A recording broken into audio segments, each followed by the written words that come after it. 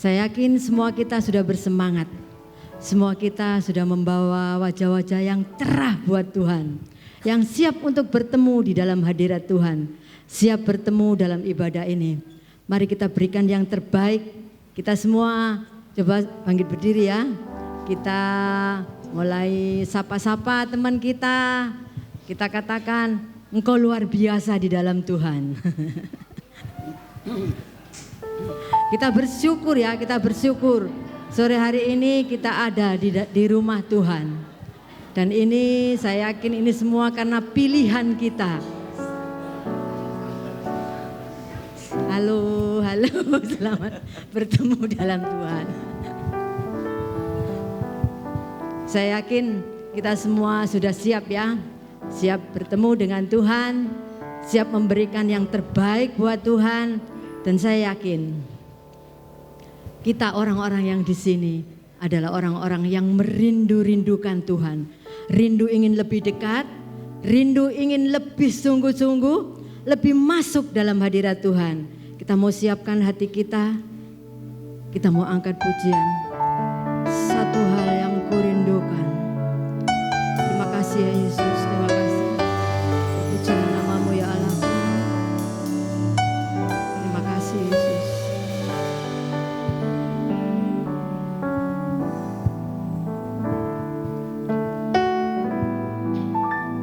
Satu hal yang kurindukan ya Tuhan,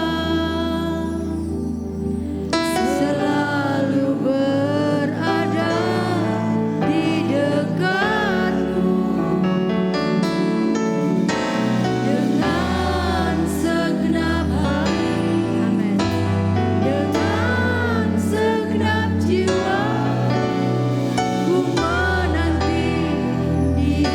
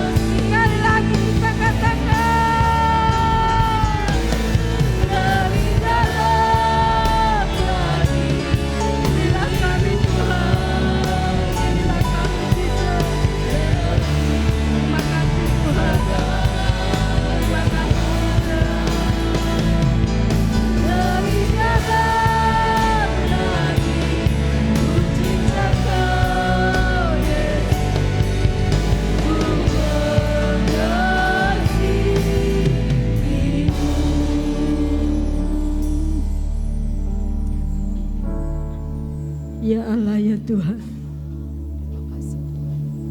Engkau tahu Tuhan, seberapa besar kami merindukan Engkau.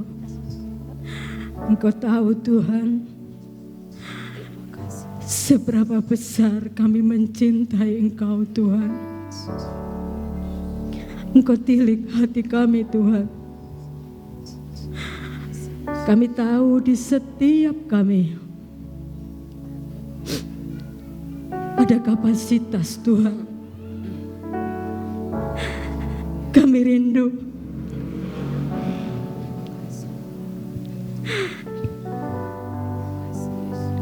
kami mengoptimalkan Tuhan kapasitas yang sudah Engkau berikan dalam hidup kami. Kami merindu Tuhan meningkatkan iman kami. Kami rindu meningkatkan kesetiaan kami. Kami rindu meningkatkan Tuhan kesungguhan hati kami terhadap Engkau. Dan kami yakin kami bisa Tuhan. Kami bisa bersama dengan Engkau. Kami ingin buang hal-hal yang tidak berkenan yang ada dalam hidup kami. Kami rindu ingin Engkau yang lebih dan lebih Tuhan.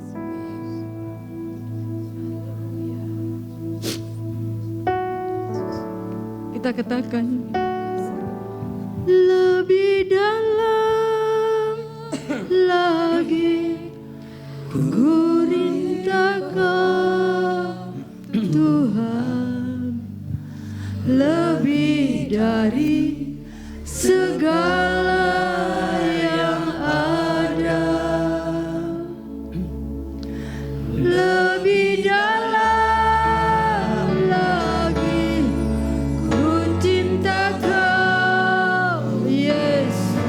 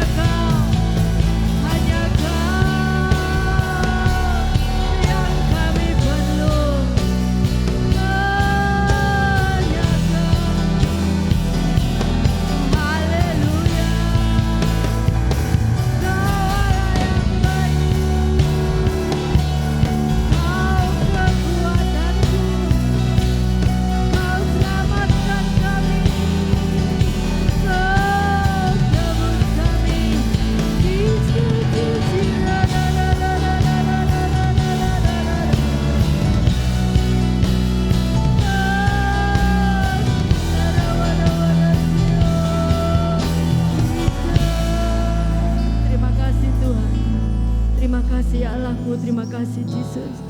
Kami percaya Tuhan, kami orang-orang yang siap untuk bertemu dengan Engkau sore hari ini Tuhan. Terpujilah namamu ya Allahku. Inilah hidup kami Tuhan. Inilah kami Yesus.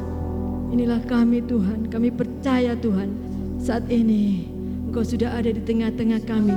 Siap memberkati kami. Siap memberkati puji-pujian kami.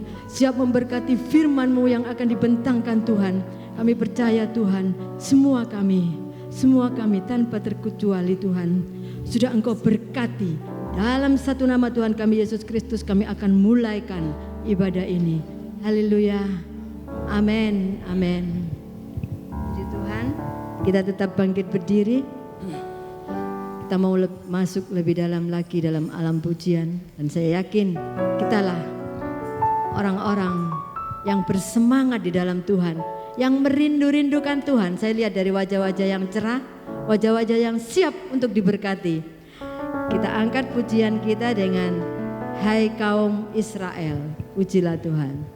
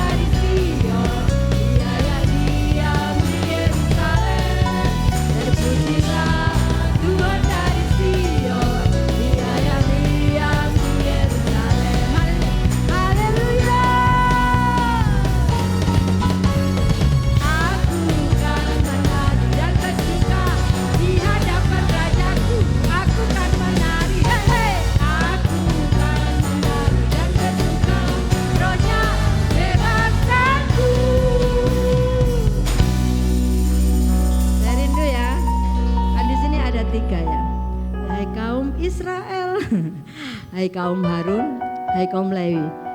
Saya rindu ya. Nanti yang pertama sini coba. Coba saya yang di sini pimpin. Coba Ibu Lian. Yang keras ya. Coba. Hai kaum Israel, pujilah. Coba.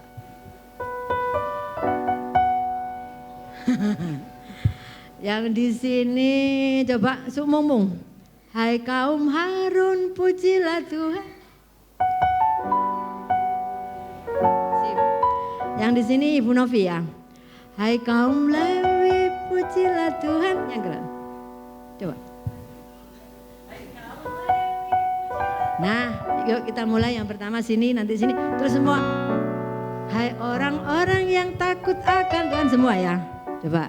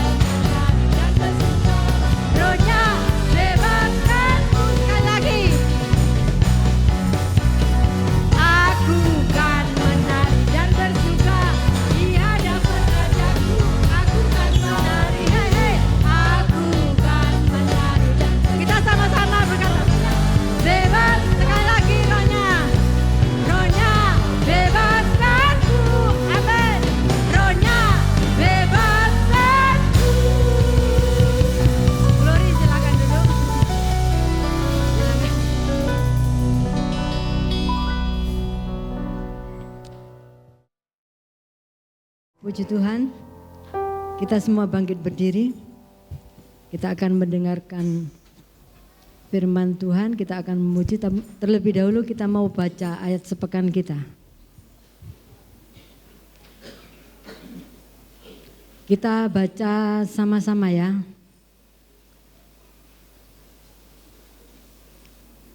Mazmur 51 ayat 10 sampai 12. 13. Ayat 10 ya. Ayat 12 sampai 13. Hah? Saya lihat ini. Kok itu enggak jelas ya?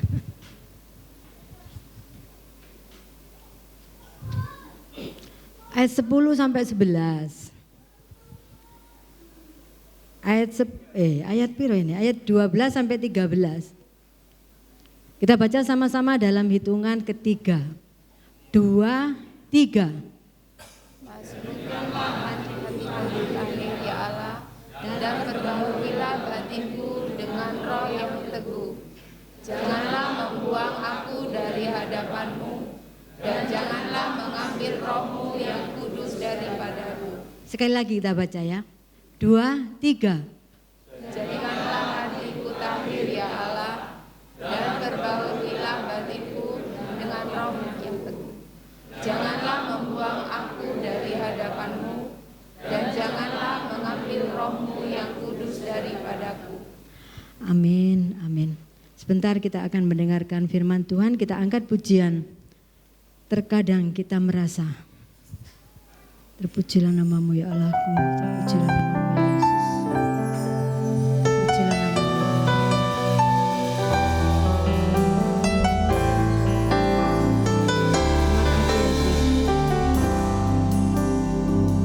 Glory. Kasih. Terkadang kita merasa tak ada jalan terbuka, tak ada lagi waktu, terlambat sudah.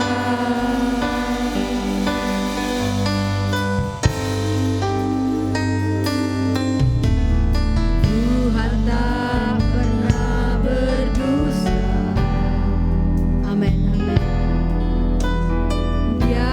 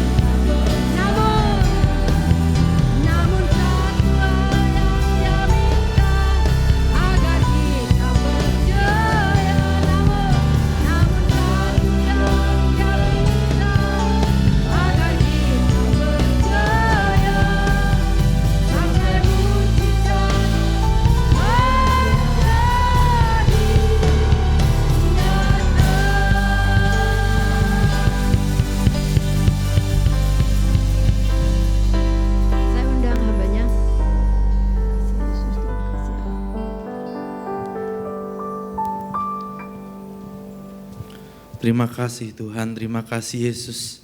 Kami percaya Tuhan, Engkau peduli atas hidup kami.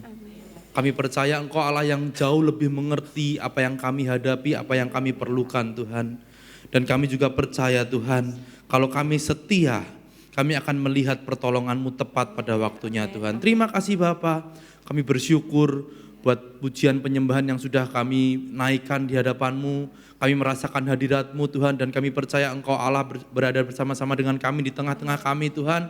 Dan kami sudah memberikan apa yang sudah kami bisa. Sekarang tiba waktunya kami mendengar firman-Mu Tuhan. Biarlah firman-Mu menolong kami, menegur kami, membentuk kami, sehingga kami semakin mengerti apa yang Engkau inginkan dalam hidup kami Tuhan. Terima kasih Bapa, kami siapkan bagian hati yang terbaik untuk mendengarkan firman-Mu, untuk ditaburi oleh benih firman-Mu Tuhan. Terima kasih Bapa, dalam nama Tuhan Yesus Kristus kami berdoa mengucap syukur, haleluya, amin.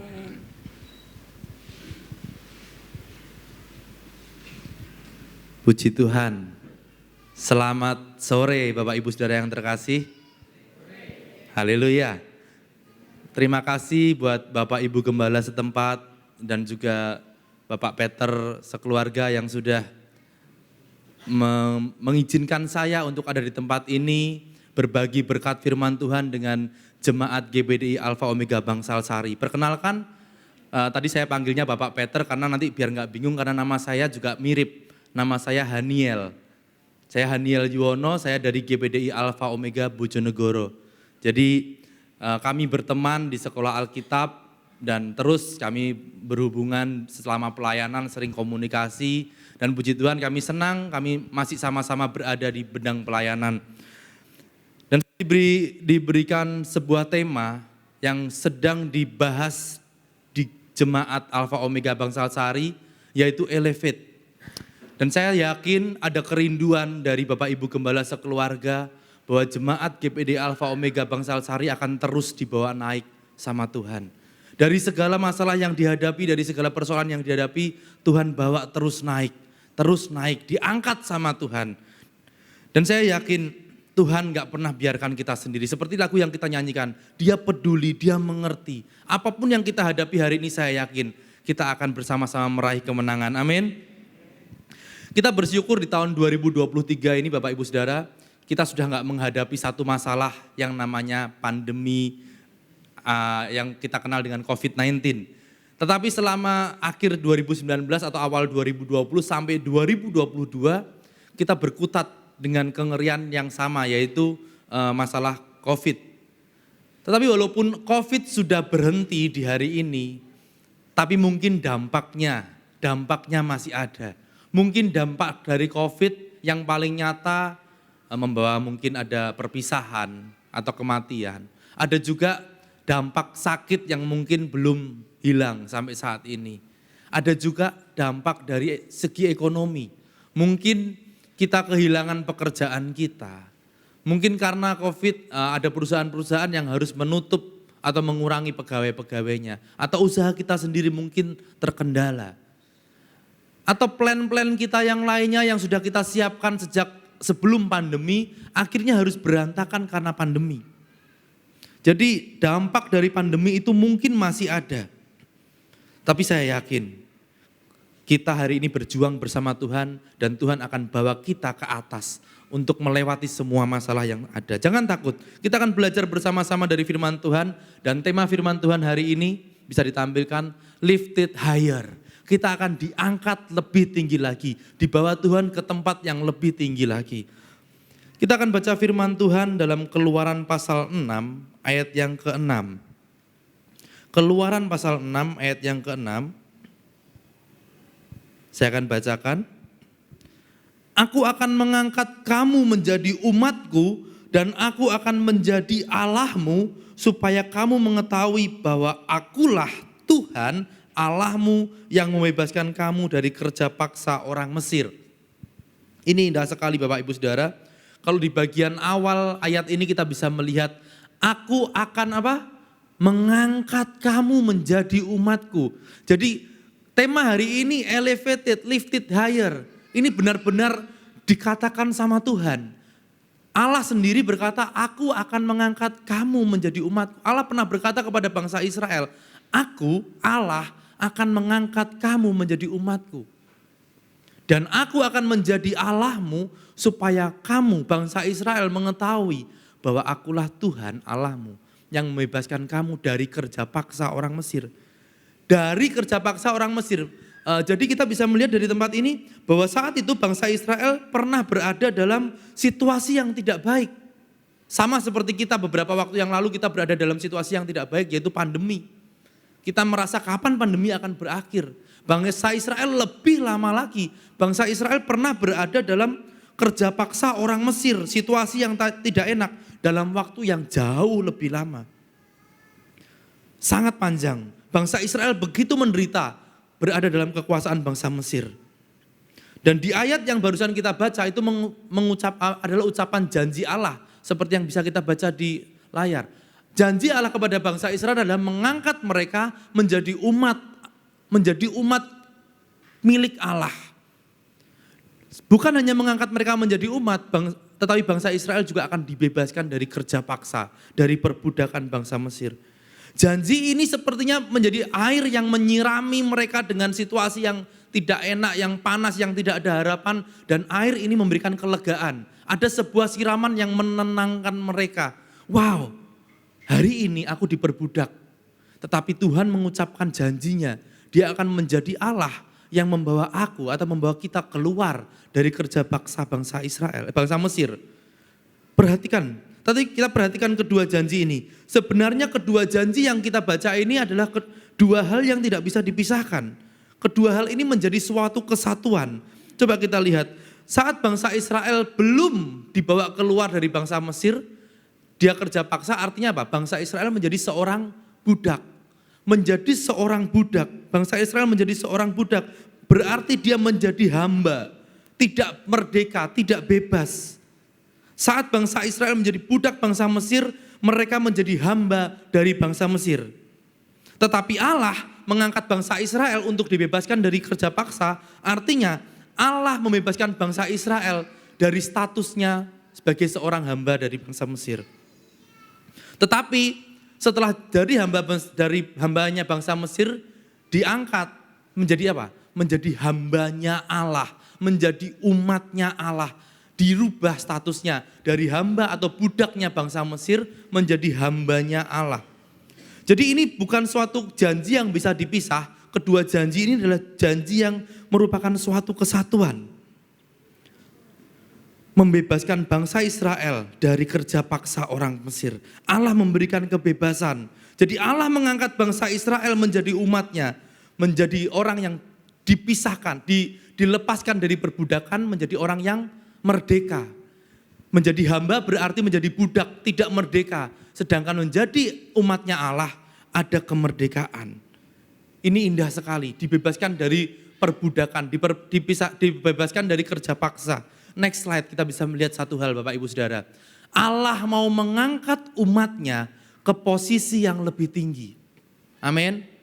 Allah dia mau mengangkat umatnya ke posisi yang lebih tinggi. Kalau kasus yang kita baca, Allah mengangkat bangsa Israel dari seorang budak menjadi orang yang merdeka. Ini indah sekali. Dari Mesir, Allah membawa Israel keluar dan pergi menuju satu tempat yang namanya apa? Tanah Kanaan, tanah perjanjian. Kanaan adalah tanah yang dijanjikan Allah kepada bangsa Israel.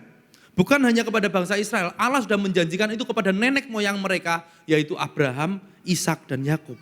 Artinya tanah Kanaan akan menjadi tanah yang dimiliki oleh bangsa Israel. Kita akan melihat kenapa Allah memindahkan bangsa Israel dari Mesir ke Kanaan. Kenapa? Ada apa di Kanaan? Kita akan lihat kondisi tanah Kanaan. Dalam Bilangan pasal 13 ayat yang ke-25 sampai yang ke-27. Bilangan 13 ayat yang ke-25 sampai yang ke-27. Sesudah lewat 40 hari, pulanglah mereka dari pengintaian negeri itu dan langsung datang kepada Musa, Harun dan segenap umat Israel di Kades di padang gurun Paran. Mereka membawa pulang kabar kepada keduanya dan kepada segenap umat itu dan memperlihatkan kepada sekaliannya hasil negeri itu. Mereka menceritakan kepadanya, kami sudah masuk ke negeri kemana kau suruh kami. Dan memang negeri itu berlimpah-limpah susu dan madunya. Dan inilah hasilnya.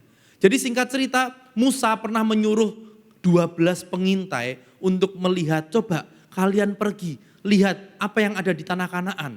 Seperti apa? Apakah negeri itu kaya? Apakah negeri itu subur? Apakah negeri itu mengerikan? Ya seperti itu. Dan kita lihat negeri yang Tuhan janjikan atau negeri Kanaan itu, tanah Kanaan itu adalah negeri yang sangat kaya. Sangat kaya, kita bisa melihat. Dan memang negeri itu berlimpah-limpah susu dan madunya. Dan mereka membawa hasil. Dan inilah hasilnya. Luar biasa.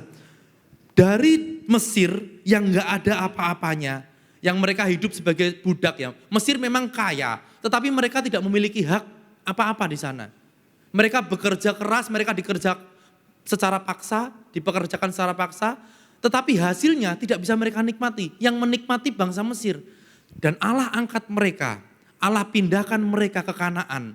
Dan saat di Kanaan, bangsa Israel bisa menikmati negeri yang berlimpah-limpah. Negeri yang sangat kaya. Kira-kira enak tinggal di mana Bapak Ibu Saudara? Di Mesir atau di Kanaan? Di mana? Di Kanaan, setuju? Di Mesir memang kaya, tetapi tidak bisa dinikmati oleh bangsa Israel. Tetapi di Kanaan, tanah itu, negeri itu akan menjadi milik bangsa Israel. Sehingga semua kekayaan yang ada di Kanaan, semua yang melimpah di tanah Kanaan itu akan menjadi milik bangsa Israel. Kalau kita jadi bangsa Israel, saya yakin kita akan memilih untuk tinggal di Kanaan.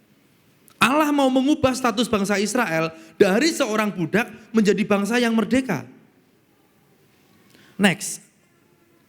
Artinya Allah bukan hanya mau memerdekakan bangsa Israel dari perbudakan, tetapi Allah juga mau mengubah status kita atau status bangsa Israel, status kita menjadi dari budak dosa menjadi orang-orang yang dimerdekakan dari dosa. Kalau bangsa Israel dirubah statusnya dari seorang budak menjadi orang yang merdeka, bangsa yang merdeka, kita ini budak dosa. Kita ini dibelenggu oleh dosa, kita ini diperdaya oleh dosa. Kita ini hamba dosa. Tetapi Allah akan mengubah status kita. Kita diangkat menjadi umat Allah dan dirubah dari seorang budak dosa menjadi orang yang dimerdekakan dari dosa. Amin. Ada kemerdekaan, ada kemenangan yang Allah akan bawakan untuk kita. Lebih enak dari menjadi orang yang merdeka. Bangsa Indonesia begitu bekerja keras, berjuang mati-matian, banyak darah yang ditumpahkan demi apa? Demi merebut kemerdekaan. Kita merebut kemerdekaan dengan darah yang jauh lebih mahal, yaitu darah Yesus Kristus. Luar biasa sekali. Lebih enak menjadi orang yang merdeka. Hidup sebagai budak dosa itu sama seperti bangsa Israel saat mereka hidup sebagai budak orang Mesir. Bekerja keras tetapi gak bisa menikmati apa-apa. Jerih payahnya tidak mereka nikmati. Mereka hanya diberi makan supaya apa? Supaya punya tenaga untuk bekerja keras lagi. Memperkaya bangsa Mesir. Sedangkan di Kanaan Allah menyediakan suatu tempat yang subur, yang sangat kaya, yang sangat indah, di mana itu adalah milik bangsa Israel sendiri dan mereka berhak menikmati sepuas-puasnya. Next, satu hal yang harus kita ketahui. Allah sanggup menyediakan yang terbaik bagi umatnya. Siapa umat Allah di tempat ini? Bisa lihat angkat tangannya umat-umat Allah. Yes, kita umat-umat Allah dan Allah sanggup menyediakan yang terbaik bagi umatnya, berarti bagi saya dan Bapak Ibu Saudara, amin. Allah sanggup menyediakan yang terbaik. Kalau kita tahu kemana Allah membawa kita, kalau kita sadar bahwa Allah membawa kita ke suatu tempat yang baik, suatu tempat yang indah, seharusnya kita bisa dengan sadar, oke, aku mau ikut Tuhan, benar gak? Harusnya bangsa Israel kalau dia tahu di tanah Kanaan itu adalah suatu tempat yang indah, bisa dinikmati, sedangkan di Mesir adalah suatu tempat yang membawa penderitaan. Harusnya bangsa Israel bisa dengan mudah, oke, aku mau ikut Allah. Aku akan ikut Allah. Kemana Allah menuntun aku akan ikut. Tapi kita akan lihat bagaimana perjalanan bangsa Israel. Keluaran pasal 6 ayat yang ke-8. Lalu Musa mengatakan demikian kepada orang Israel. Tetapi mereka tidak mendengarkan Musa karena mereka putus asa dan karena perbudakan yang berat itu. Bangsa Israel dikasih tahu sama Musa, kita akan pergi ke Kanaan, tanah yang Allah janjikan. Musa sampaikan demikian, tetapi bangsa Israel tidak mendengarkan Musa. Karena apa? Karena mereka mengalami putus asa, Bapak Ibu Saudara. Putus asa, gak punya harapan. Kenapa? Karena perbudakan yang sangat berat yang terus menekan bangsa Israel. Ternyata bangsa Israel gak bisa mendengarkan Musa, gak mudah mengikuti Musa. Karena putus asa. Penyebab mereka tidak mendengarkan adalah putus asa. Gak ada harapan. Perbudakan yang mereka alami itu begitu berat. Seolah-olah perbudakan itu mengikat mereka. Dan membuat mereka tidak bisa lepas dari Mesir. Next. Keputusasaan membuat bangsa Israel tidak bisa melihat harapan. Hanya karena putus asa, bangsa Israel tidak bisa melihat harapan yang sudah Allah berikan. Allah memberikan jalan keluar untuk bangsa Israel terbebas dari perbudakan. Keluar dari bangsa Mesir yang begitu mengikat mereka, menekan mereka. Tetapi harapan itu tidak terlihat. Karena apa? Karena keputusasaan. Apa yang dialami oleh bangsa Israel seringkali kita alami, Bapak Ibu Saudara. Sebagai umat Kristen, sebagai umatnya Allah, kita tahu Allah sanggup memberikan yang terbaik untuk umat-umatnya. Allah sediakan yang terbaik untuk umat-umatnya. Tapi seringkali kita putus asa. Dan merasa tidak ada harapan. Tidak lagi ada harapan. Seringkali kita berdoa, menangis, meraung dalam pergumulan kita. Kita minta tolong, Tuhan lepaskan aku dari ikatan dosa. Ikatan dosa ini begitu membelenggu aku. Dan Tuhan datang. Dia turun ke dunia, korbankan dirinya di atas kayu salib, memberikan harapan bagi orang yang mau percaya. Tapi seringkali kita putus asa. Tuhan sudah deh, kayaknya dosa ini begitu mengikat aku. Gak ada harapan buat aku untuk lepas dari dosa ini. Seringkali putus asa membuat kita tidak bisa melihat harapan yang begitu nyata. Next. Jangan putus asa Bapak Ibu Saudara. Jangan pernah putus asa. Karena apa? Karena Yesus datang membawa harapan untuk anak-anaknya. Saat kita mengandalkan manusia, gak ada yang bisa menolong kita dengan baik. Manusia bisa mengecewakan kita. Keluarga bisa mengecewakan kita. Keluarga terdekat mungkin suami atau istri terbatas. Tetapi Yesus, dia datang dengan segala kemampuannya tidak terbatas. Dia bisa memberi harapan kepada kita. Keputusasaan hanya akan membuat mata kita tertutup dari harapan yang Tuhan sudah sediakan. Jangan pernah putus asa. Baik, apa yang terjadi selanjutnya? Saat bangsa Israel putus asa tidak melihat harapan itu, apa yang terjadi? Apakah Allah kita menyerah? Ya udah, kalau engkau tidak mau menjadi umatku ya sudah terserah. Yang penting aku sudah berikan harapan. Apakah seperti itu? Tidak, tidak. Allah kita, Allah bangsa Israel bukanlah Allah yang ingkar janji. Allah bukanlah Allah yang takut, Allah yang gagal. Tetapi dia Allah yang selalu berhasil dalam segala tindakan dan rencana-rencananya.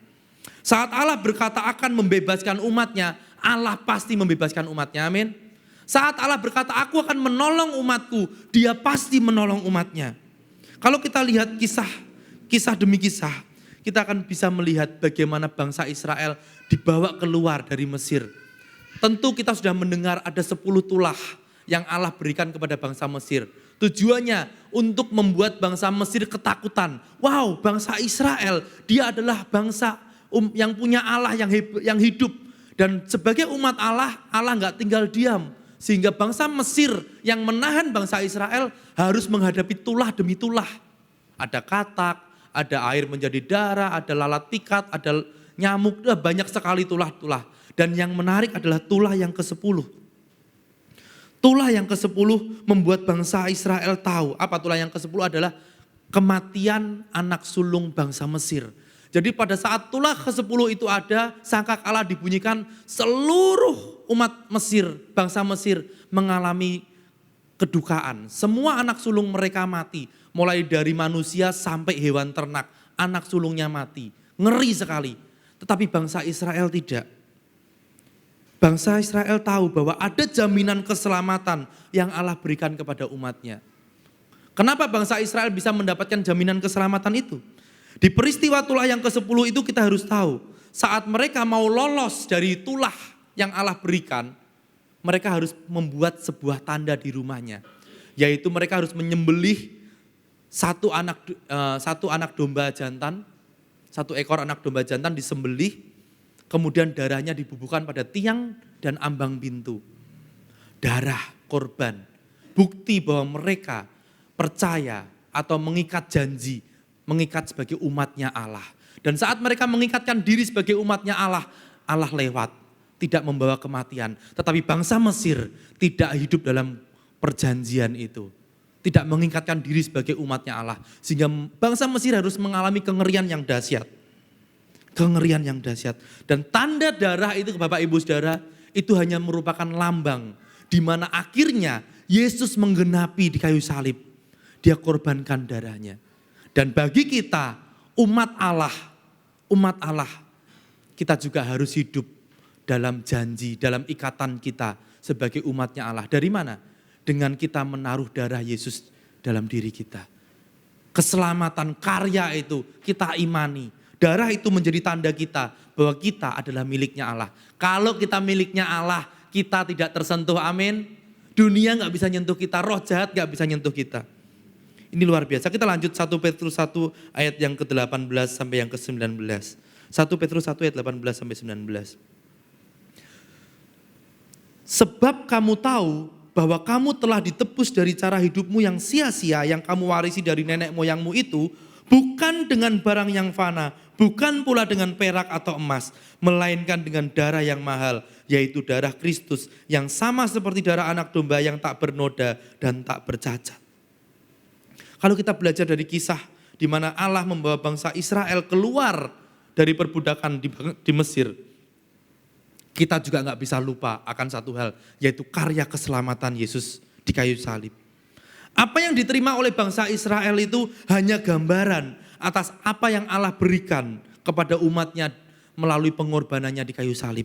Pengorbanan Yesus di kayu salib. Bangsa Israel lolos dari tulah kematian anak sulung.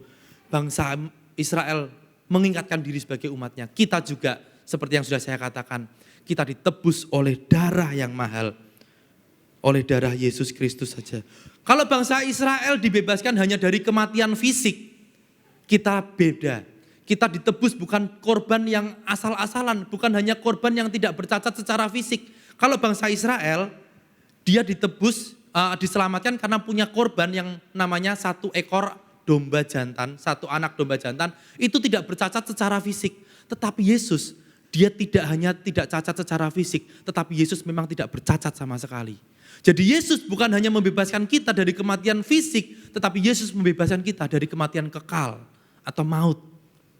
Dia bisa memberikan kita yang namanya keselamatan. Puji Tuhan, next. Dari sini kita bisa belajar satu hal Bapak Ibu Saudara. Jangan sia-siakan pengorbanan Yesus dengan cara hidup kita yang sia-sia. Kalau kita tetap hidup dengan cara yang sia-sia, itu sama dengan kita menyia-nyiakan pengorbanan Yesus. Kita sudah ditebus dengan cara yang mahal. Jangan pernah kita sia-siakan pengorbanan Yesus itu dengan cara hidup kita yang tetap dalam kesia-siaan.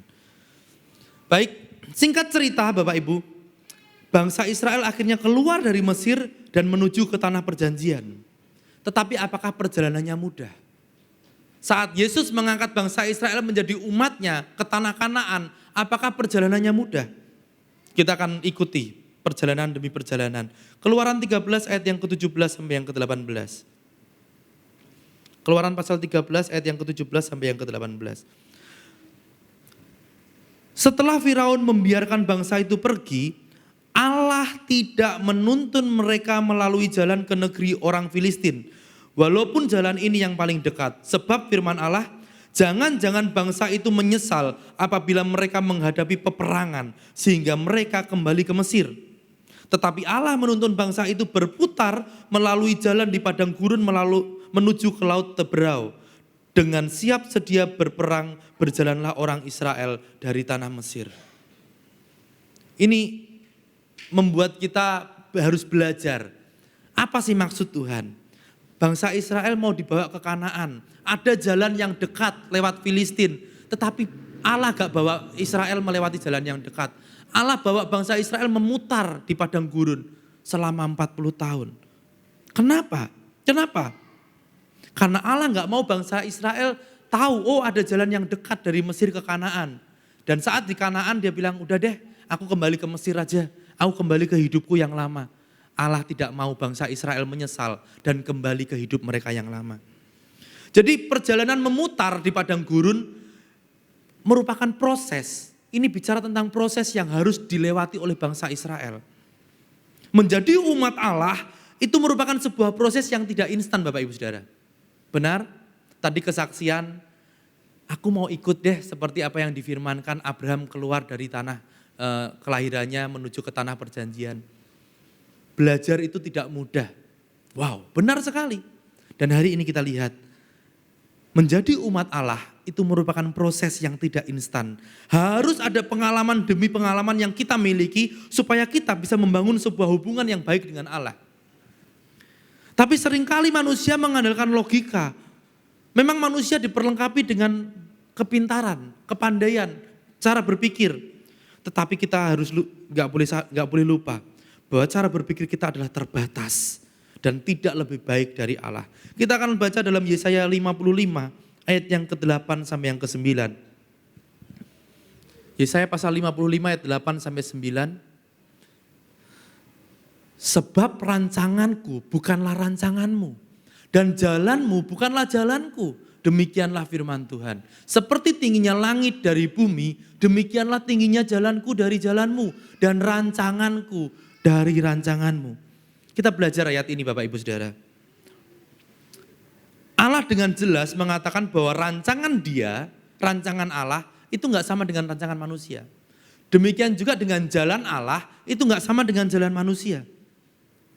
Bukan hanya menunjukkan perbedaan, tetapi Allah menunjukkan perbedaannya itu sangat besar. Seperti tingginya langit dari bumi, demikianlah tingginya jalanku dari jalanmu.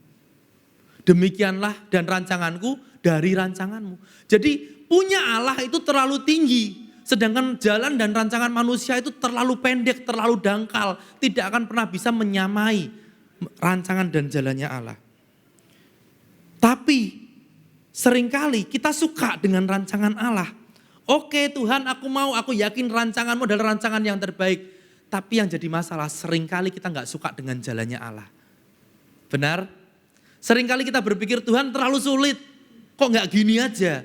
Seringkali kita mulai mengandalkan logika kita. Seringkali kita mulai berdebat dengan Allah. Tuhan harusnya gini aja. Tuhan kalau gini udah enak. Allah punya cara yang berbeda, jalan yang berbeda. Makanya Allah gak bawa bangsa Israel lewat Filistin, tetapi berputar. Karena apa? Karena jalan Allah bukanlah jalan manusia. Untuk bisa sampai ke jalan Allah, untuk bisa sampai ke rancangan Allah, harus melewati jalannya Allah. Jangan pernah berharap kita bisa sampai ke rancangan Allah kalau kita melewati jalan manusia. Rancangan Allah itu tempatnya tinggi. Untuk bisa sampai ke tempat yang tinggi, kita harus lewat jalan yang tinggi. Dan jalan yang tinggi itu adalah jalannya Allah. Next. Nah ini, untuk bisa sampai pada rancangan Allah, rencana Allah, kita harus melewati atau melalui jalan yang Allah sudah tentukan. Jangan minta jalan sendiri. Kalau dunia berkata, punya pepatah, banyak jalan menuju Roma. Tetapi hanya ada satu jalan untuk melalui, yang bisa dilewati, untuk bisa sampai pada rencana Allah, yaitu jalannya Allah. Ikut jalannya Allah mau Bapak Ibu Saudara? Amin.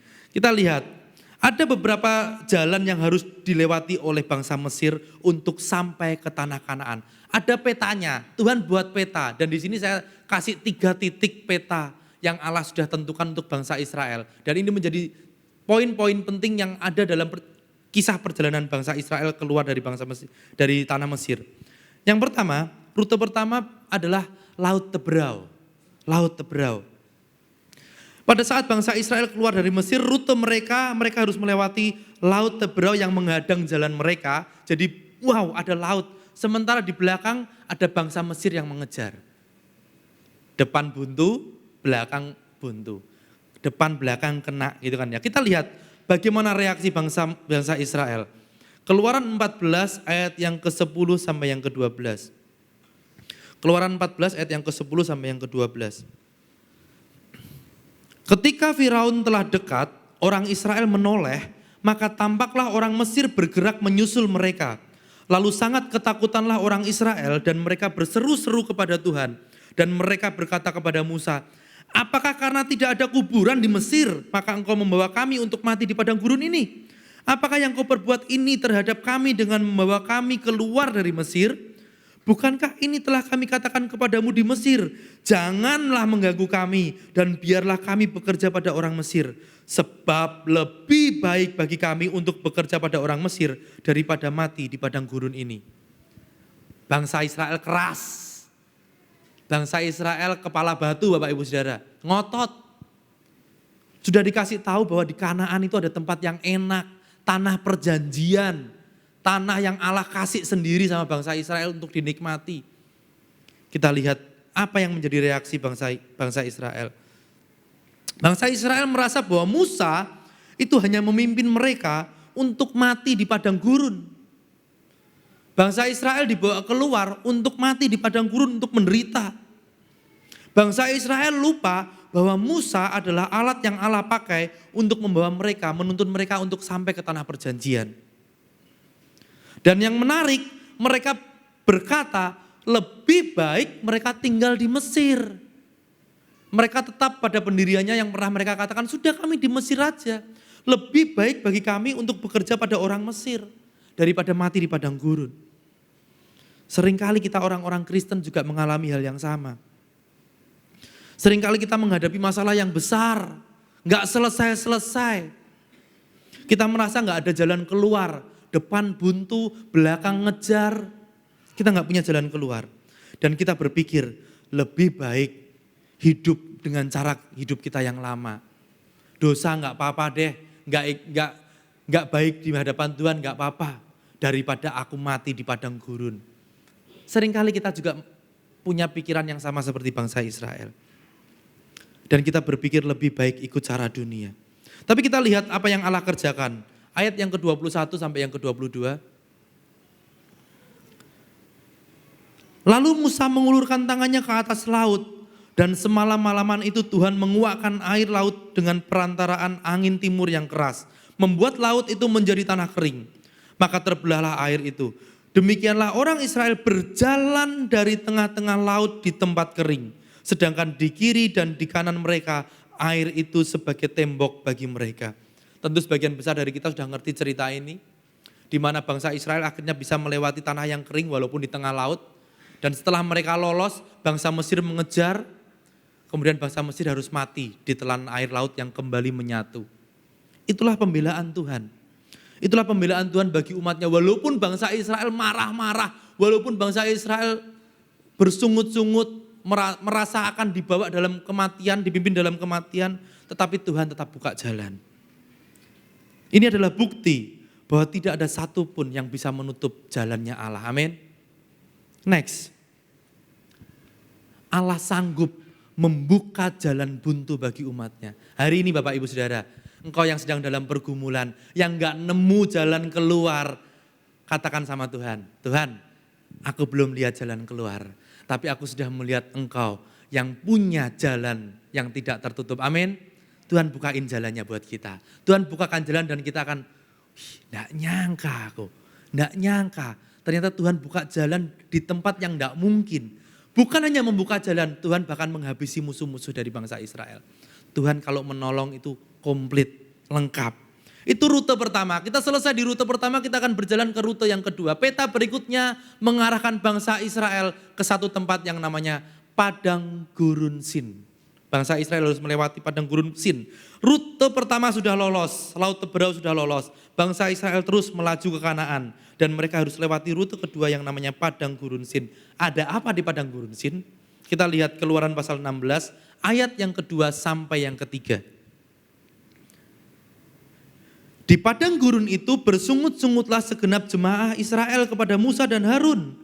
dan berkata kepada mereka, kalau kami mati tadinya di tanah Mesir oleh tangan Tuhan, ketika kami duduk menghadapi kuali berisi daging dan makan roti sampai kenyang.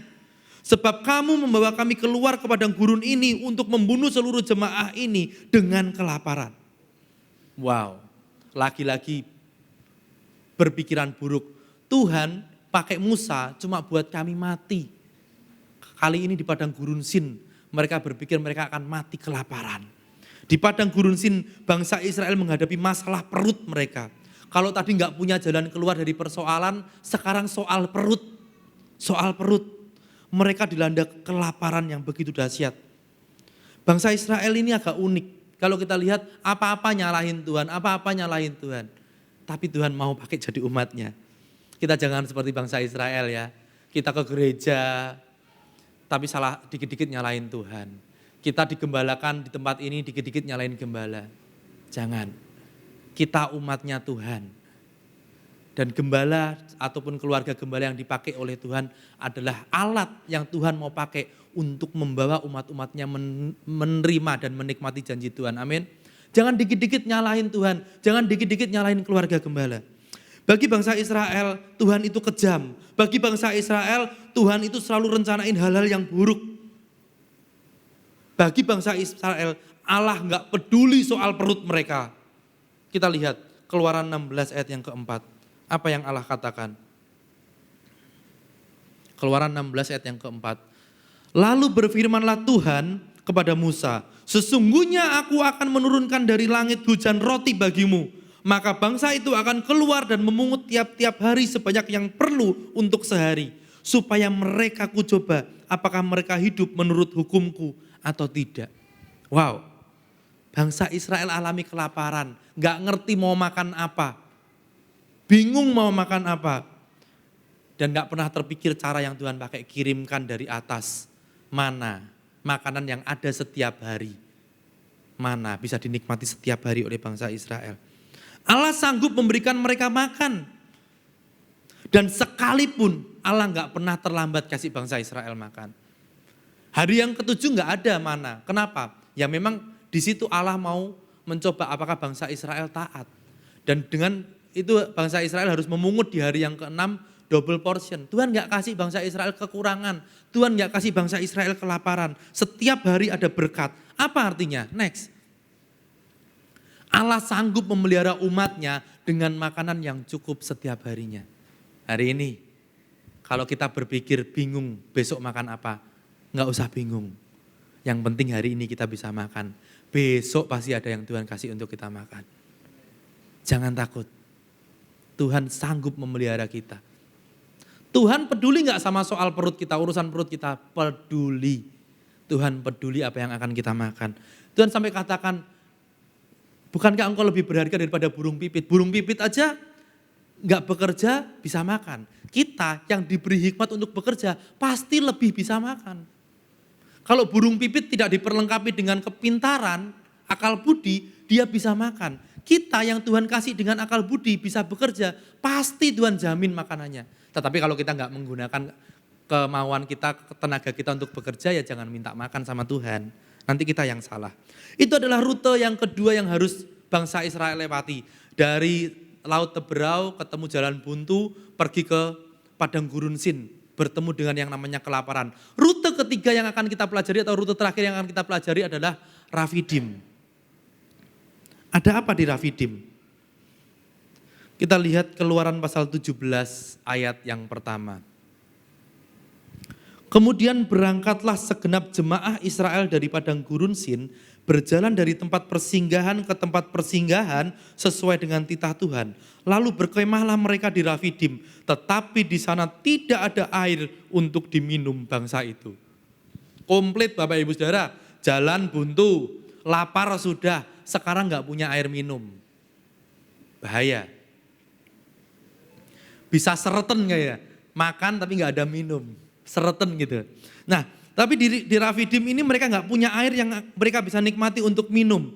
Jadi mereka bersungut-sungut. Kita lihat Keluaran 17 ayat yang ketiga. Keluaran 17 ayat yang ketiga. Hauslah bangsa itu akan air di sana. Bersungut-sungutlah bangsa itu kepada Musa dan berkata, mengapa pulang kau memimpin kami keluar dari Mesir untuk membunuh kami, anak-anak kami, dan ternak kami dengan kehausan. Wow. Rupanya kekurangan air ini punya dampak yang lebih ekstrim daripada kelaparan. Kalau tadi di Laut Teberau soal jalan keluar dari masalah. Kemudian di Padang Gurun Sin kelaparan bicara soal perut. Di tempat ini yang di Rafidim soal air. Saya mendapatkan sebuah pengertian, air ini adalah sumber kehidupan dari mereka semua. Bapak-bapak, ibu-ibu, anak-anak, dan juga ternak. Dan ternak merupakan gambaran kekayaan. Ternak adalah harta dari bangsa Israel. Dan kalau ternak-ternak ini mati, artinya bangsa Israel menjadi bangsa yang sangat miskin, gak punya apa-apa. Jadi Allah selalu peduli, jalan keluar persoalan peduli, kemudian soal makanan dia peduli, soal kehidupan kita, soal harta kita, Allah juga peduli. Kita lihat apa yang Allah kerjakan dalam Keluaran 17 ayat yang ke-6 sampai yang ke-7. Keluaran pasal 17 ayat yang ke-6 sampai yang ke-7. Maka aku akan berdiri di sana di depanmu di atas gunung batu di Horeb. Haruslah kau pukul gunung batu itu dan dari dalamnya akan keluar air sehingga bangsa itu dapat minum. Demikianlah diperbuat Musa di depan mata tua-tua Israel. Dinamailah tempat itu Masa dan Meriba oleh karena orang Israel telah bertengkar dan oleh karena mereka telah mencobai Tuhan dengan mengatakan, adakah Tuhan di tengah-tengah kami, di tengah-tengah kita atau tidak? Ini menjadi poin utama dari peta Rafidim, dari rute Rafidim. Jadi setelah Allah memberikan bangsa Israel minum, saat Allah memberikan bangsa Israel minum, kita perhatikan di ayat yang ke-6, Allah berdiri di atas gunung batu. Kemudian Musa sebagai pemimpin, sebagai gembalanya harus memukul batu itu. Kemudian setelah Musa memukul dengan tongkat, air akan keluar. Sehingga bangsa Israel punya air untuk mereka minum. Nah, kenapa Allah memunculkan dirinya di tengah-tengah bangsa Israel?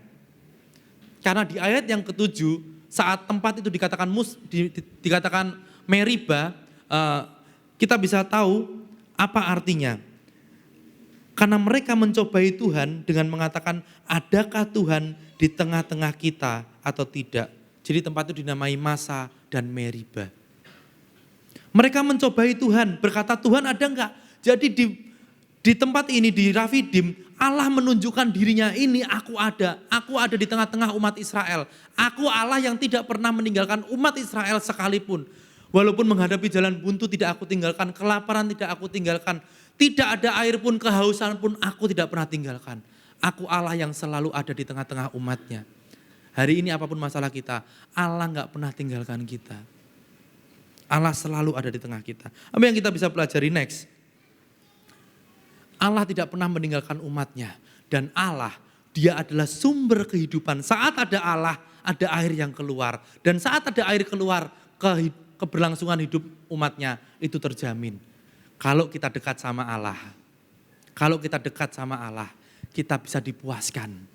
Firman Tuhan bisa disampaikan. Melalui siapa? Melalui Musa yang memukul batu itu. Siapa Musa? Pemimpin, gembala di tempat ini, wakil gembala di tempat ini. Itu akan dipakai Tuhan untuk memuaskan dahaga jemaat-jemaatnya. Amin. Puji Tuhan, indah sekali. Tuhan mau bangsa Israel tahu bahwa Allah gak pernah tinggalkan umatnya. Dari ketiga titik perhentian ini, di Laut Teberau, di Padang Gurun Sin, di Rafidim, saya bisa menarik sebuah kesimpulan. Next. Allah tidak main-main dengan rancangannya. Dan Allah tidak pernah salah dengan jalannya. Amin. Tadi kita sudah baca, seperti tingginya langit dari bumi, demikianlah tingginya jalanku dari jalanmu dan rancanganku dari rancanganmu. Walaupun jalan yang Tuhan tetapkan itu sulit, walaupun jalan yang Tuhan tetapkan itu gak pernah mudah, tapi percayalah Tuhan gak pernah salah dengan jalannya. Dan Tuhan gak pernah main-main dengan rancangannya. Amin. Kalau Tuhan sudah kasih rancangan, ikuti rancangannya Tuhan. Percaya sama Tuhan. Dan kalau Tuhan sudah tetapkan jalannya, enak gak enak, jalan aja sama Tuhan. Tuhan gak pernah tinggalkan. Jalan buntu Tuhan ada, kelaparan Tuhan ada, kehausan Tuhan ada. Tuhan selalu sertai umat-umatnya. Jalan yang harus kita lewati memang kadang-kadang gak enak. Tapi percayalah Tuhan gak pernah salah. Pertanyaan terakhir. Apakah orang Israel sudah keluar dari Mesir, yang sudah keluar dari Mesir ini apakah mereka sampai ke tanah Kanaan? Karena kita lihat janjinya membawa bangsa Israel keluar dari Mesir sampai ke tanah Kanaan. Tetapi apakah orang-orang yang keluar dari Mesir itu semua sampai ke Kanaan? Kita lihat. Bilangan 32 ayat 10 sampai yang ke-12. Bilangan 32 ayat yang ke-10 sampai yang ke-12.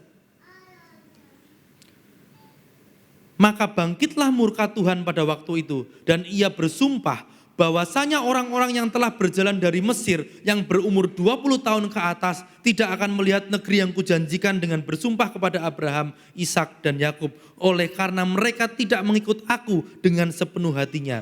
Kecuali Kaleb bin Yefune orang Kenas itu dan Yosua bin Nun sebab keduanya mengikut Tuhan dengan sepenuh hatinya. Ternyata orang-orang Israel yang berangkat dari Mesir, yang berjalan ke Kanaan, yang berusia 20 tahun ke atas, gak sampai ke Kanaan. Ini bukan berarti jemaat Tuhan yang umurnya 20 tahun ke atas gak akan sampai ke janji Tuhan, bukan. Ini kita bisa melihat kenapa orang-orang yang berusia 20 tahun ke atas itu tidak sampai ke tanah Kanaan. Karena mereka adalah generasi yang tidak mengikut Tuhan dengan sepenuh hati. Mereka tidak mengikuti Tuhan dengan sepenuh hati. Jadi satu kali Allah marah dengan bangsa Israel. Sehingga Allah mengatakan hanya orang-orang generasi berikutnya yang akan sampai ke tanah Kanaan. Kecuali Kaleb dan Yosua. Karena mereka berdua mengikut Tuhan dengan sepenuh hatinya. Kaleb dan Yosua adalah dua dari 12 pengintai yang dikirim oleh Musa. Dan mereka adalah orang yang percaya kepada rancangan Allah. Mereka enggak takut kepada apa yang harus mereka hadapi. Walaupun di tanah Kanaan itu mereka harus menghadapi raksasa, mereka harus menghadapi bangsa-bangsa yang mengerikan. Tetapi mereka tahu bahwa Tuhan akan membawa mereka dari kemenangan sampai kemenangan. Mereka mengikut Tuhan dengan sepenuh hati. Dan orang-orang yang percaya bahwa Tuhan sanggup memimpin kita mencapai kemenangan adalah orang-orang yang berhak menerima janjinya Allah. Jadi kalau kita mau sampai kepada rancangan Allah, kita gak boleh ragu sama Tuhan. Kalau kita ragu sama Tuhan, jangan-jangan kita sama dengan golongan umur 20 tahun ke atas itu. Kita tidak mengikut Tuhan dengan sepenuh hati. Dan kita tidak akan pernah mencicipi tanah Kanaan itu, tanah perjanjian itu. Coba kita lihat apa yang mereka lakukan dalam Bilangan 32 ayat yang ke-5 sampai yang ke-7.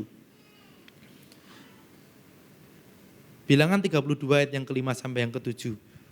Lagi kata mereka, jika kami mendapat kasih-Mu, biarlah negeri ini diberikan kepada hamba-hamba-Mu sebagai milik. Janganlah kami harus pindah ke seberang sungai Yordan, maksudnya Kanaan. Mengapa kamu hendak membuat enggan hati orang Israel untuk menyeberang ke negeri yang diberikan Tuhan kepada mereka? Musa marah karena mereka berkata, sudah Musa kami di sini aja, kami gak usah ke Kanaan. Musa marah karena perbuatan mereka membuat bangsa Israel enggan sampai ke tanah Kanaan. Enggan ikut rencananya Allah. Enggan menerima janji Tuhan. Kita berpikir bahwa pilihan kita lebih baik. Seringkali sebagai umat Tuhan kita berpikir pilihan kita udah benar Tuhan, udah di sini aja udah cukup kok. Enggak. Kalau Tuhan bilang di tanah Kanaan, ya cuma itu tanah perjanjiannya. Jadi kalau Tuhan bilang ini rancanganku, kita gak boleh membuat rancangan sendiri. Kalau Tuhan sudah kasih jalannya, kita gak boleh buat jalan sendiri. Next, ini satu kunci yang harus dimiliki oleh umat Allah.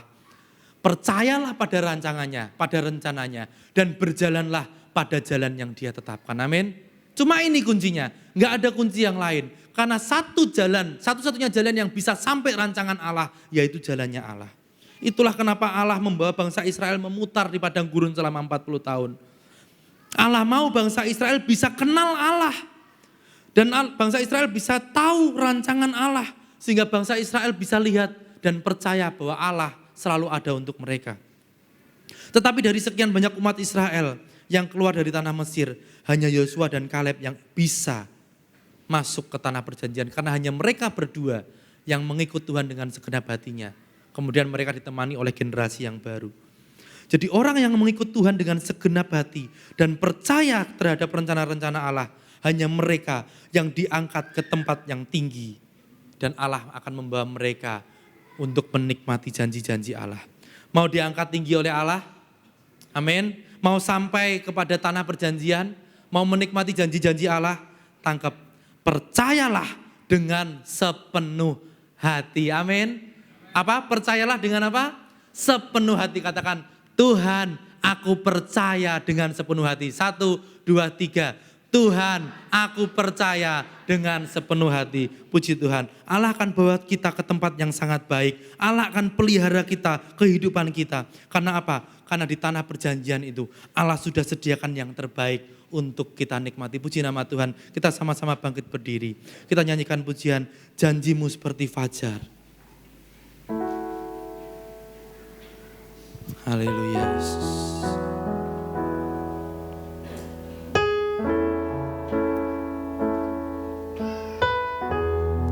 Haleluya Yesus. Ketika ku hadapi kehidupan ini, jalan mana yang harus ku pilih? Ku tahu ku tak mampu, ku tahu ku tak sanggup.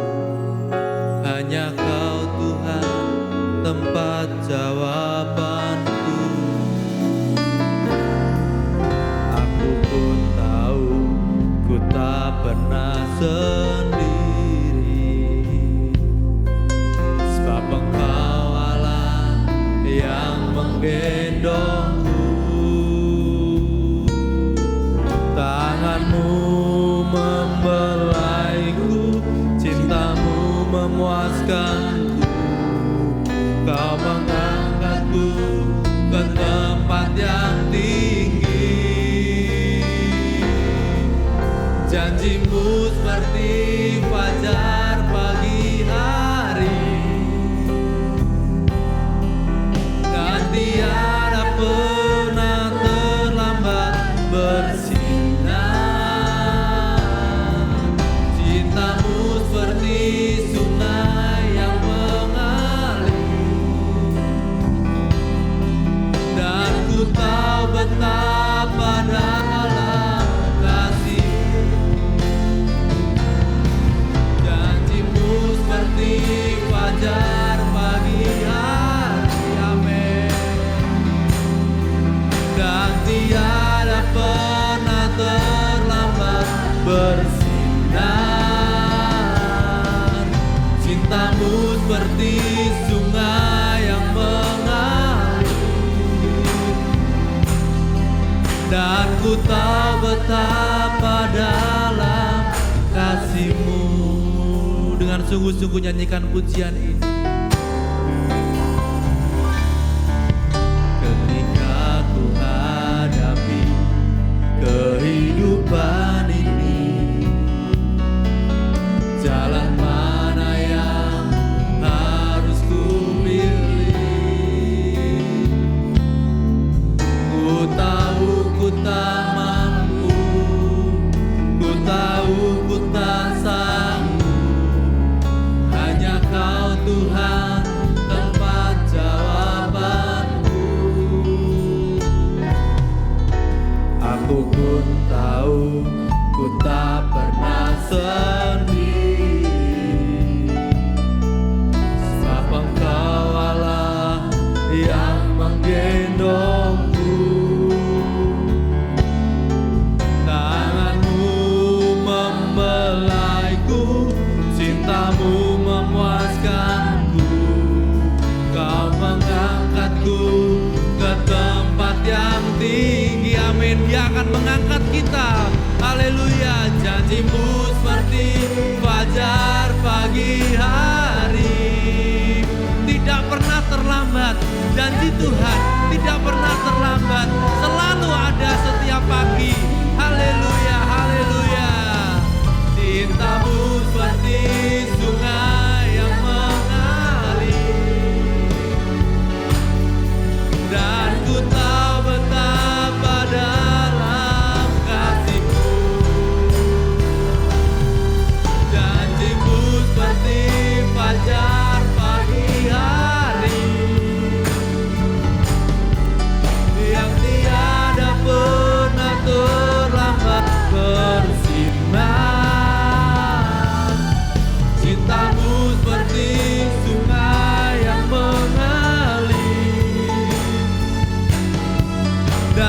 tahu betapa dalam kasih-Mu.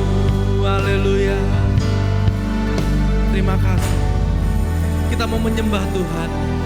Naikkan syukur kita kepada Tuhan. Hari ini kita belajar Bapak Ibu Saudara, bahwa Tuhan selalu punya rancangan yang indah untuk anak-anaknya. Terima kasih ya Yesus. Tuhan punya rancangan yang indah, yang baik buat kita. Terima kasih ya Allah. Dia tidak pernah punya rancangan kecelakaan. Terima kasih ya Yesus. Tapi lihat bangsa Israel. Terima kasih. Bangsa Israel selalu berpikir bahwa Tuhan Terima kasih ya Yesus. membawa mereka pada hal-hal yang tidak baik. Pujilah. Bangsa Israel selalu berpikir bahwa Tuhan akan membawa mereka pada kematian. Pujilah. Tapi percayalah, Tuhan kita nggak seperti itu. Tuhan adalah memberikan rancangan yang terbaik, bahkan memberikan jalan yang terbaik, sehingga kita bisa mencapai tempat tertinggi, Bapak Ibu Terima Saudara. kasih ya Yesus. Apa yang sudah dihadapi oleh bangsa Israel saat dia alami jalan buntu, mereka alami jalan buntu, Tuhan kasih jalan keluar. Pujilah nama-Mu ya Yesus. Saat mereka kelaparan, bingung mau makan apa, Tuhan kasih makan. Saat mereka nggak punya air untuk kehidupan mereka, Terima kasih. Tuhan kasih air untuk mereka. Amin. Amin. Amin. Amin. Tuhan pelihara kita. Terima kasih. Walaupun jalan yang harus kita lewati mungkin sulit, walaupun jalan yang harus kita lewati mungkin tidak enak buat daging kita. Seringkali kita mungkin hampir mengeluh sama Tuhan, dan kita katakan stop mengeluh, ayo percaya sama Tuhan. Hai jiwaku, percaya sama Tuhan. Terima kasih ya Yesus. Percayalah dengan segenap hati seperti Yosua dan Kaleb. Karena hanya dengan percaya segenap hati, itu bisa membawa kita Amin. sampai ke tanah perjanjian. Amin. Haleluya, sembah Dia. Haleluya Yesus. Engkau ada hari ini Tuhan. Engkau ada di tengah-tengah kami Tuhan. Seperti Engkau menyatakan dirimu di saat bangsa Israel ada di Rafidim. Demikian juga Engkau menyatakan dirimu kepada kami melalui firman Tuhan. Terima kasih Tuhan. Terima kasih Yesus. Haleluya, haleluya. Syukur bagimu Tuhan. Haleluya. Glory, glory. Terima kasih Tuhan, terima kasih Tuhan. Oh, Yesus. Haleluya. Kami mau percaya dengan segenap hati kami. Haleluya. Kami mau menyatakan bahwa kami adalah milik-Mu dan Engkau Allah bagi kami. Terima kasih Tuhan. Terima kasih Tuhan. Terima kasih Yesus. Terima kasih Tuhan. Haleluya. Kami percaya janji-Mu tidak pernah terlambat. Janji-Mu selalu ada. Haleluya. Haleluya. Haleluya Yesus. Terima kasih. Terima kasih Tuhan. Glory, glory. Terima kasih Tuhan. Terima kasih Yesus. Janji-Mu seperti fajar pagi hari, Amin. yang tiada pernah terlambat bersinar. Cinta-Mu seperti sungai yang mengalir. Sungai itu sedang mengalir, memberikan cintanya kepada kita. Janji-Mu seperti fajar, haleluya. Janji-Mu seperti fajar pagi hari, amin. Yang tiada pernah terlambat bersinar. Cinta-Mu seperti sungai yang mengalir. Dan ku tahu betapa dalam kasih-Mu. Janji-Mu seperti fajar pagi hari, yang tiada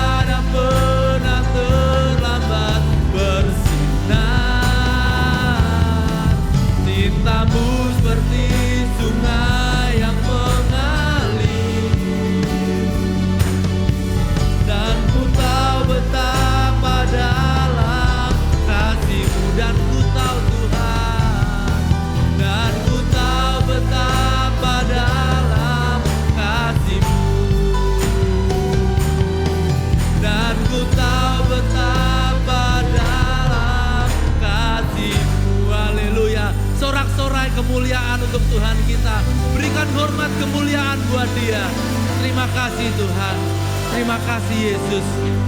Kami mengucap syukur Bapa. Hari ini kami mendengar akan rancangan-Mu. Kami mendengar akan janji-Mu. Kami mendengar bahwa Engkau mengangkat kami sebagai umat-Mu. Dan Engkau membawa kami untuk ada dalam janji-Mu Tuhan. Terima kasih Bapa. Ajar kami untuk taat dan setia. Ajar kami untuk terus percaya. Di setiap situasi yang kami lewati, di setiap masalah yang harus kami hadapi, di setiap beratnya persoalan yang kami gumuli Tuhan, kami tahu Engkau ada di tengah-tengah kami. Engkau Allah yang selalu memberikan kami jalan keluar. Engkau Allah yang selalu peduli terhadap kami Tuhan. Terima kasih Bapak, terima kasih Yesus. Hamba-Mu berdoa untuk seluruh sidang jemaat GBDI Alpha Omega di tempat ini Bangsal Sari. Kami percaya Tuhan, Engkau memberikan kami kemampuan untuk terus setia dan taat seperti Yosua dan Kaleb Tuhan. Terima kasih Bapak. Bahkan Engkau memberikan kemampuan untuk keluarga gembala di tempat ini seperti Musa yang akan memimpin umat-umat-Mu Tuhan. Terima kasih Bapak. Terima kasih Yesus. Kami bersyukur buat firman yang Kau berikan pada petang hari ini. Terima kasih Bapak. Dalam nama Tuhan Yesus Kristus kami terima firman ini. Haleluya. Amin. Puji Tuhan. Terima kasih. Saya kembalikan kepada yang bertugas.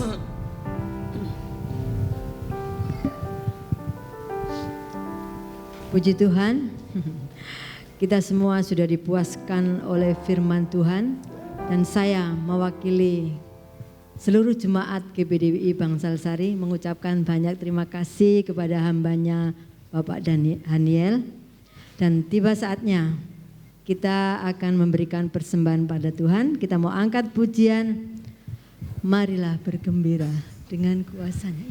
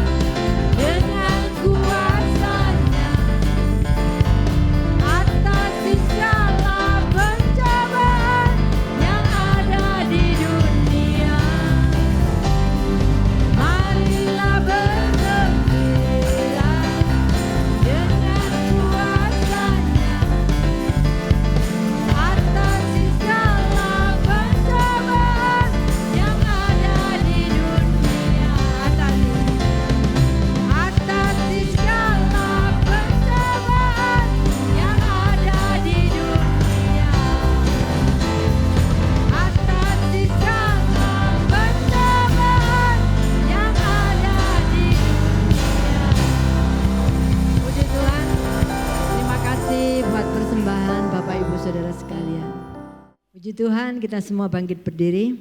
Kita ada di penghujung kebaktian ini. Kita mau akhiri kebaktian kita sore hari ini. Kita mau angkat pujian, ku bersyukur. berganti dengan kasih hormat. Tante maju ke depan.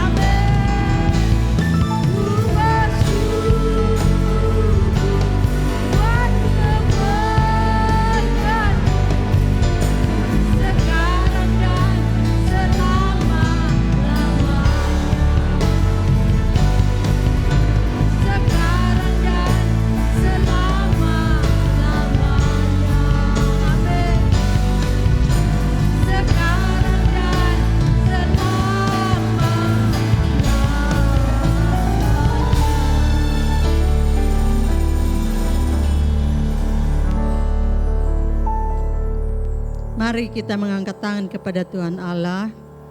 Kita akhiri ibadah kita malam hari ini. Dan terima kasih banyak buat Bapak Haniel. Allah yang maha besar, Allah yang maha kuasa, pada malam hari ini kami sudah beribadah kepadamu Tuhan. Kami yakin dan percaya setiap kami yang hadir malam ini diberkati oleh Tuhan. Terima kasih Bapa yang baik. Sebentar kami akan pulang ke rumah masing-masing. Kami yakin Allah selalu menolong, membela, memberkati kami sekalian. Roh Kudus selalu mengingatkan kami untuk tetap melakukan firman Tuhan. Terima kasih Allah yang baik. Terima kasih, berkati Bapak Haniel supaya perjalanannya pulang mungkin besok. Tuhan tolong supaya tiba di rumah dengan selamat, tak kurang suatu apapun, bertemu dengan keluarga, kembali melayani di tempat. Terima kasih Allah yang baik. Saudara-saudara yang dikasihi Tuhan, tetaplah ingat Allah kapanpun, apapun yang kita hadapi. Percaya bagaimanapun jalan yang susah, tetapi Allah pasti akan berikan pertolongan. Terima kasih Bapa yang baik. Terima kasih saudara-saudara, kita pulang ke rumah kita masing-masing dengan membawa berkat dan rahmat dari Allah Bapa, yaitu Tuhan Yesus Kristus. Haleluya. Semua kita berkata amin. Tuhan berkati.